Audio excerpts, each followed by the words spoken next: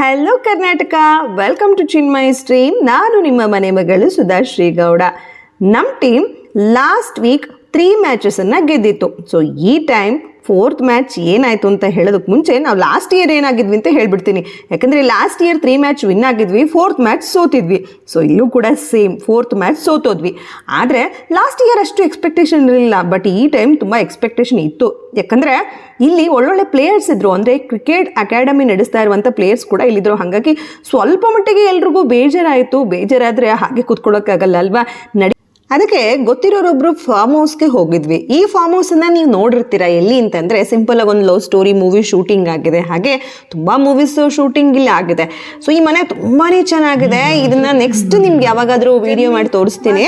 So ಇವತ್ತು renovation ನಡೀತಾ ಇತ್ತು, ಹಾಗಾಗಿ ನಾನು ಒಳಗಡೆ ವಿಡಿಯೋ ಮಾಡೋದಕ್ಕೆ ಹೋಗಲಿಲ್ಲ. ಈ ವಿಡಿಯೋನ ಕಂಪ್ಲೀಟ್ ಆಗಿ ನನ್ನ ಯೂಟ್ಯೂಬ್ ಚಾನಲ್ನಲ್ಲಿ ನೋಡ್ಬೋದು.